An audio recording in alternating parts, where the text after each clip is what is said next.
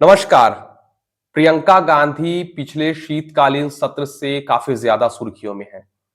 जब उन्होंने शीतकालीन सत्र के दौरान गर्मजोशी से बड़े ताकत के साथ उन्होंने अपनी बातें रखी पार्लियामेंट में और उसके बाद प्रियंका गांधी की चर्चा होने लगी कि क्या राहुल गांधी को रिप्लेस करके प्रियंका गांधी को आगे आना चाहिए। इमरान मसूद जो कि सांसद है उत्तर प्रदेश से, उन्होंने तो ये ऐलान कर दिया कि आप प्रियंका गांधी को एक बार प्रधानमंत्री तो बना के देखिए, वो किस तरीके से काम करती हैं।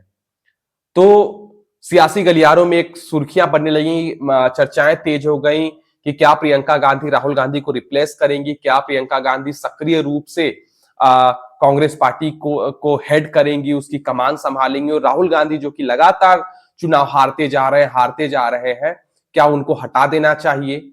क्योंकि कई बार, आज से नहीं, पिछले 20-25 सालों से ये बात कही जाती है कि राहुल गांधी के बनिस्पत गांधी फैमिली में प्रियंका गांधी ज्यादा होशियार है, ज्यादा अच्छा हिंदी बोलती हैं, उनकी सियासी समझ, उनका बात करने का तरीका, उनका अलग अलग दलों के नेताओं के साथ रहन सहन बहुत अच्छा है।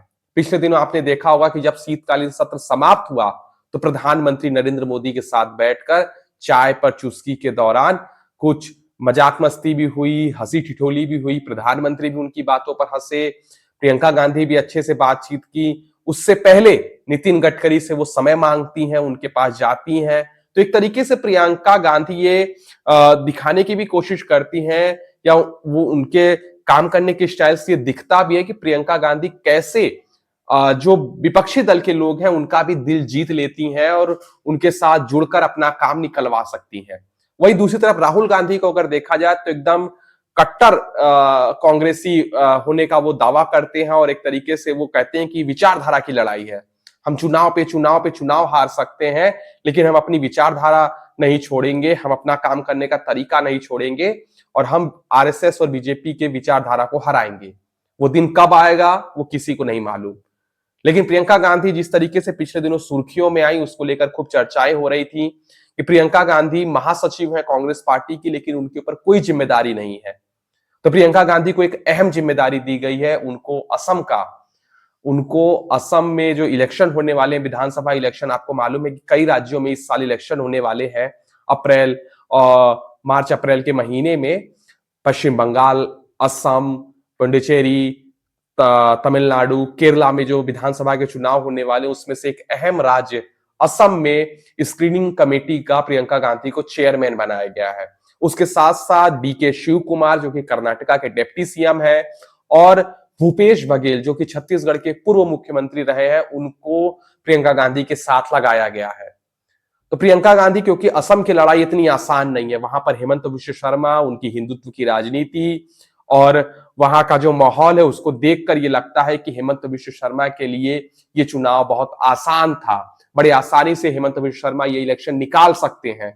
लेकिन प्रियंका गांधी ने यह तय किया कि नहीं, मैं जाऊंगी असम, और वो केरला से सांसद है। चाहती तो वो केरला की बन सकती थी स्क्रीनिंग कमेटी की अध्यक्ष, क्योंकि केरला में कहा यह जा रहा है कि कांग्रेस के लिए माहौल अच्छा है और केरला से कांग्रेस पार्टी जीत सकती है।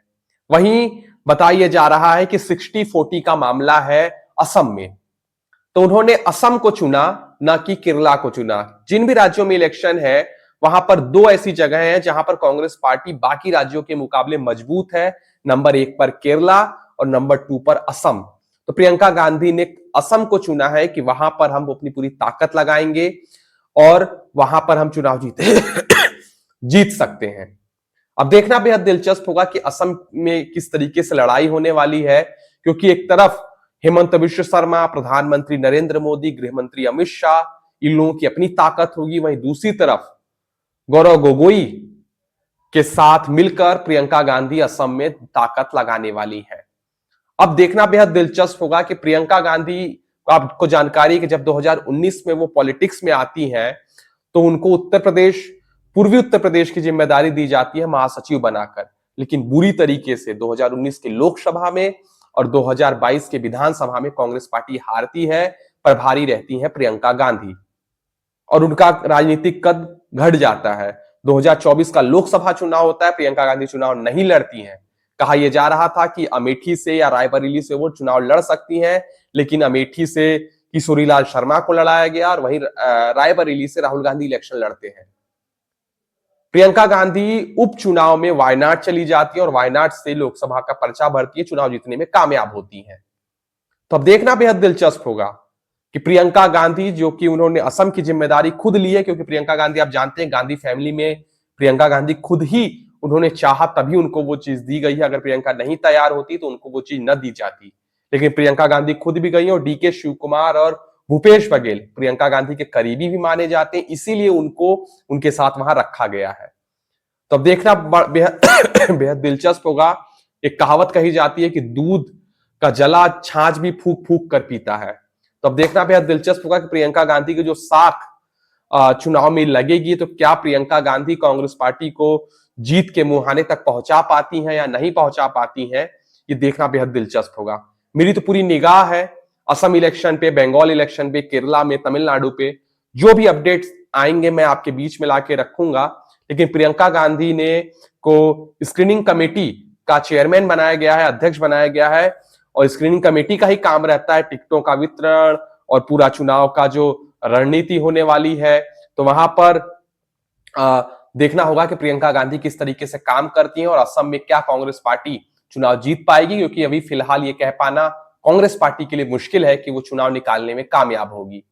फिलहाल हम भी इंतजार करते हैं, आप भी इंतजार करिए। जो भी अपडेट्स होगा मैं आपके बीच में लाके हाजिर रहूंगा। फिलहाल मुझे दीजिए इजाजत। अपना और अपनों का ख्याल रखिए। शुक्रिया।